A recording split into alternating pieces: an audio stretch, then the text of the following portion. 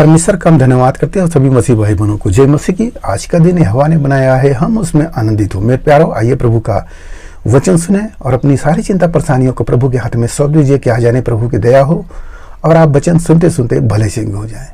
तो यहाँ पर मैं, जो लोग नए हैं कृपया इस चैनल को सब्सक्राइब कर दे। तो वचन उनके लिए है जो कुड़कुड़ाते हैं। कुड़कुड़ाने का मतलब मन में बुदबुदाते रहते हैं किसी के प्रति, पास्टर के प्रति, घर के परिवार के प्रति, या कहीं ऐसे जगह बुड़बुड़ाते हैं। कुछ करते नहीं हैं, वो केवल बुड़बुड़ाते रहते हैं, मन में कुड़ते रहते हैं। तो उनके लिए आज का यह वीडियो है, तो वो सुने और समझ पाए। तो हम पढ़ते हैं गिनतियों की किताब अध्याय 11।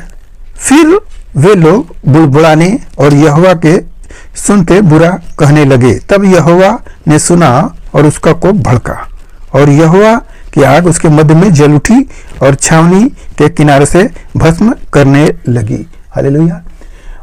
कौन लोग थे? ये इस्राएली लोग थे। इस्राएली लोगों को मूसा परमेश्वर की सहायता से मिस्र से छुड़ा के लाया, जो दासत्व में थे।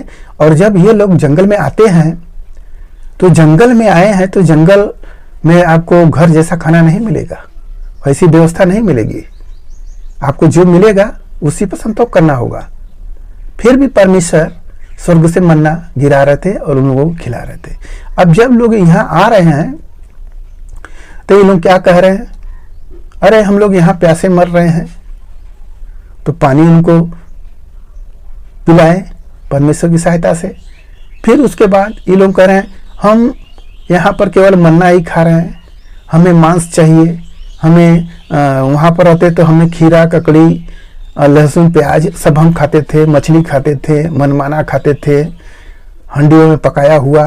यहाँ तो केवल मन्ना ही मिल रहा है। ऐसा कहकर बुड़बुड़ाने लगते हैं। आप देखेंगे आपके बीच में कोई ऐसा व्यक्ति होगा जो कुछ कर नहीं पाता, केवल वो बुड़बुड़ करता रहता है, उसी के बारे में बुदबुदाता रहता है। तो यहाँ पर लोग बुदबुदा रहे थे।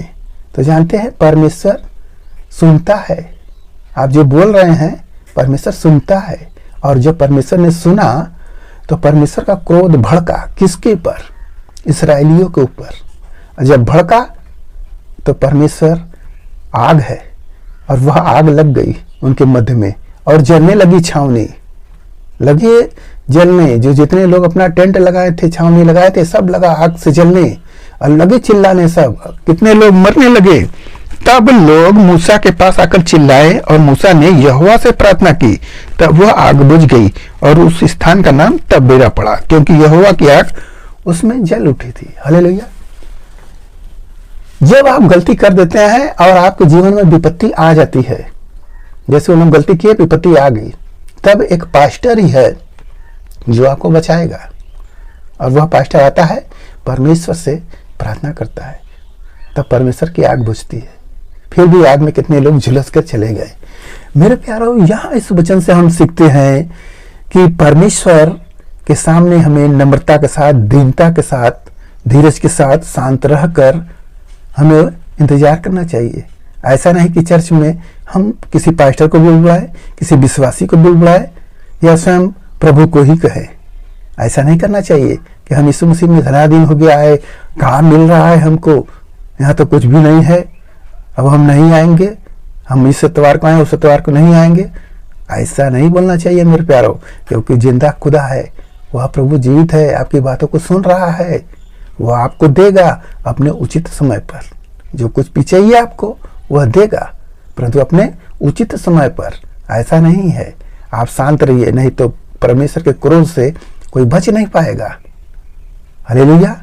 तो हमें बुड़बुड़ाना चाहिए परमेश्वर के सामने, नम्रता दीनता के साथ आगे बढ़ते रहना चाहिए, प्रतीक्षा करना चाहिए प्रभु की आपकी दया होगी, आपके जीवन में अद्भुत काम होगा।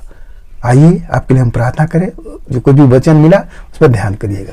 महान परमेश्वर, हम आपका धन्यवाद करते हैं इस मसीह राजा आज के दिन में प्रभु जो वचन मिला, जितने सुने प्रभु उन्हें आशीष मिले, उनके घर परिवार में सुख शांति बनी रहे पिता परमेश्वर। वो बुड़बुड़ाने वाले ना हो प्रभु।